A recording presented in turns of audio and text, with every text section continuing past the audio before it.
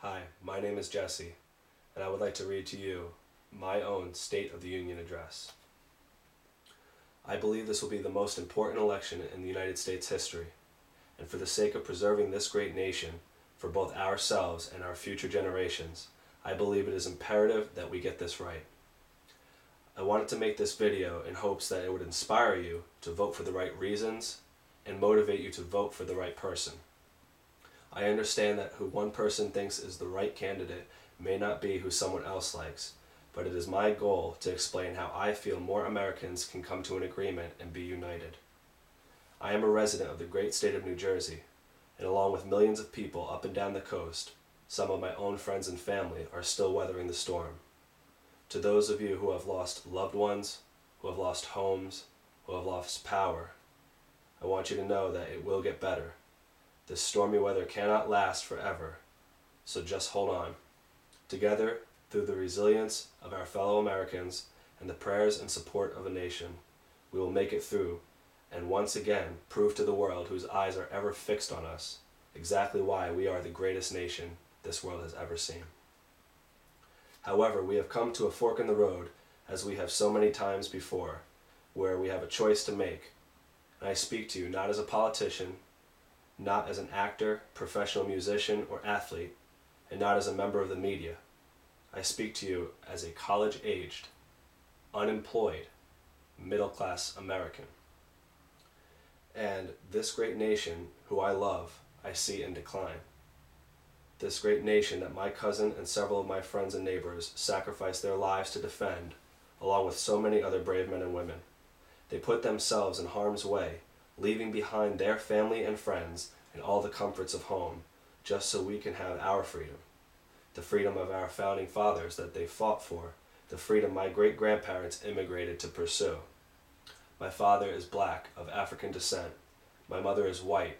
She is of Jewish descent. Some of her ancestors were killed in the Holocaust, but others did make it here to America. I am a proud American. I salute the flag out of honor. I thank our military members for their service out of gratitude, and I vote for the values and the principles that made this country great out of respect for those who founded it. I urge you to do the same. This may upset some of my family and friends who disagree, but I'm okay with that.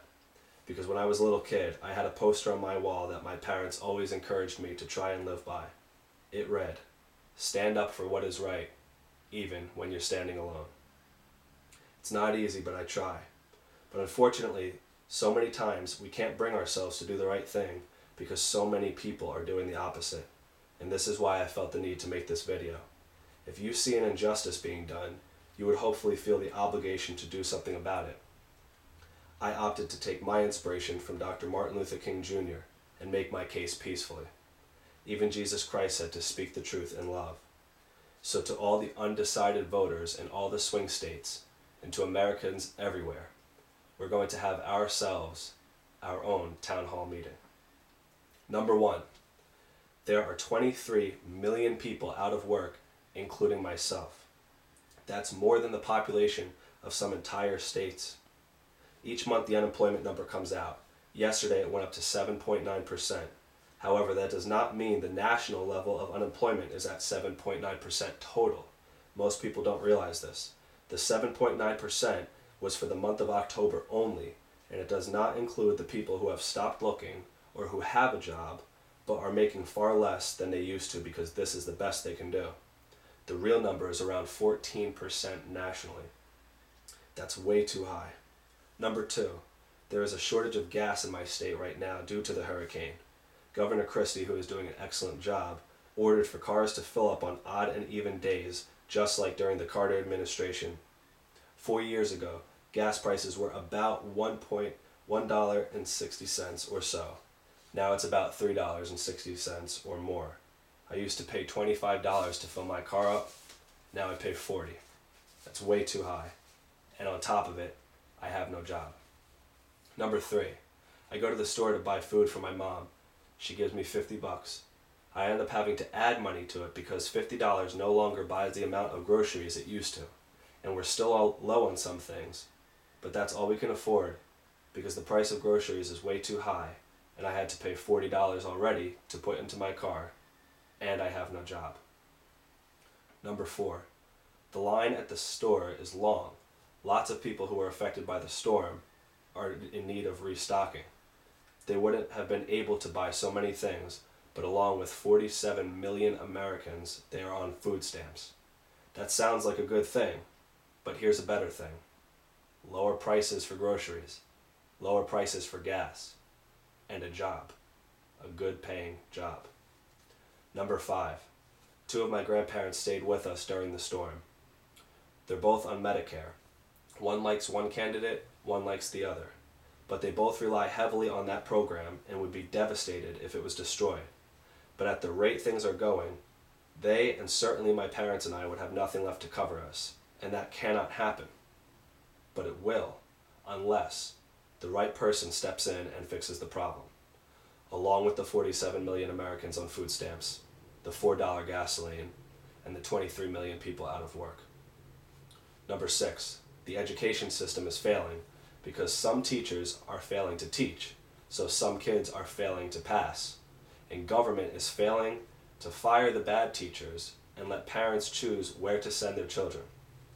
We will continue to be embarrassed of our educational ranking in the world unless the right person steps in and fixes the problem. Along with the $716 billion being taken out of Medicare, the 47 million people on food stamps, the $4 gasoline, and the 23 million people who are out of work. Number 7, there is a decline in the number of approved drilling permits on federal land for people to provide energy independence for our country. A pipeline from Canada, which would have supplied us with more oil, has been denied, and now we are forced to continue relying on other countries for our oil, most of whom don't like us and don't like our closest ally, Israel. This will also continue to happen, unless the right person steps in and fixes the problem, along with the $716 billion being taken from Medicare, the 47 million people on food stamps, the $4 gasoline, and the 23 million people who are out of work. Number 8, the national debt is over $16 trillion. That's about $6 trillion of which that was accumulated over the last 4 years alone. That's 2 million more than President Bush accumulated in 8 years, and more than all the previous presidents prior to that combined. That, in the words of our own president when referring to Bush, is irresponsible and unpatriotic. That is what's going to continue unless we allow the right person to step in and fix the problem. Along with the drilling permits, the $716 billion out of Medicare, 47 million on food stamps, $4 gasoline, and 23 million people without jobs. The president said on one of his very first interviews as president that, quote, "If I don't cut the deficit in half in my first term, it will be a one-term proposition." That alone, out of his own mouth, is enough for him to have one term. But wait, there's more. Number 9, Obamacare. It will not only raise taxes on families by an average of $2,500, as if we can afford that, and make it hard for small businesses to hire people, which means more lost jobs, as if we can afford that, and make it hard for doctors to see patients and insurance companies to cover people, which means less protection for seniors, as if they can afford that. It's mandated, forcing Americans to buy it, or else you get hit with a $2,000 fine, as if we can afford that. Nancy Pelosi said, "We have to pass the bill in order to see what's in it."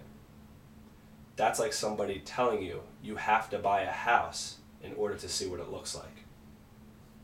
It's set to go into effect very soon, unless we allow the right person to step in and fix the problem, along with, well, you know.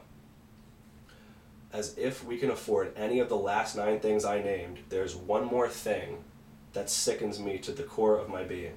It's something that should have never happened, and something that isn't being talked about until after the election.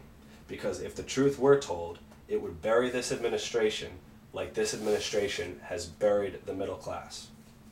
Number 10, it's a modern-day tragedy, a stain on our country's record, the utter failure of an administration which led to the death of 4 Americans, including our ambassador, who was the first dead in 30 years, another official, and 2 Navy SEALs.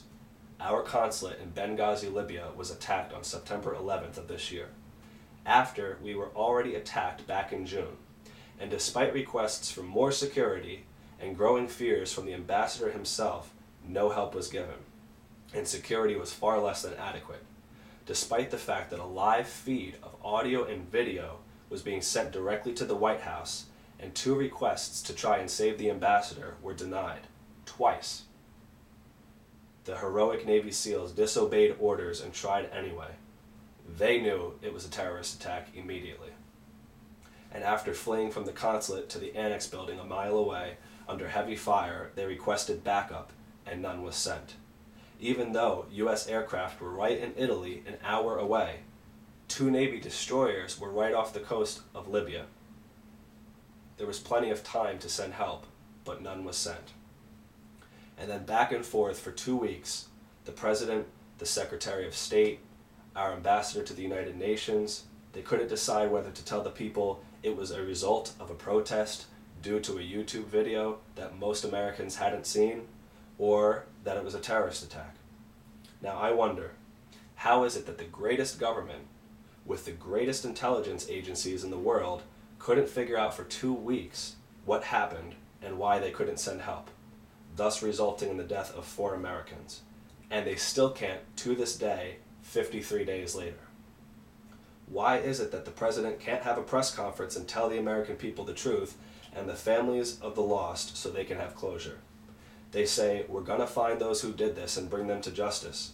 Well, the terrorist group Ansar al-Sharia claimed responsibility on Facebook shortly after the attack, and nothing's been done.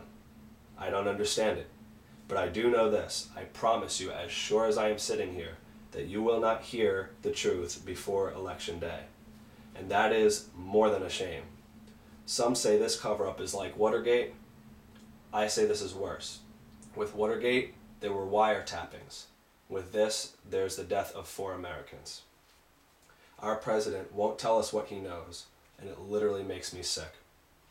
So in conclusion, as if we can afford any of these 10 things, or another failed stimulus, or another Fast and Furious debacle, which also led to the death of an American border agent, or 4 more years of an administration where our president tells the Russians on a live microphone that he'll have more flexibility after his election, or the fact that he refused to meet with the Prime Minister of Israel because he'd have to meet with all the other world leaders, and after all, he can just call the Prime Minister on the phone.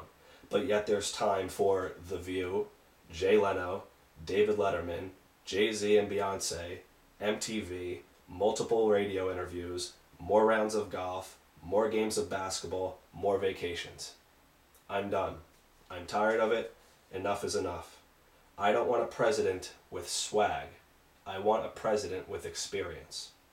I don't want a president who bows to the Prince of Saudi Arabia. I want a president who is respected by the Prime Minister of Israel.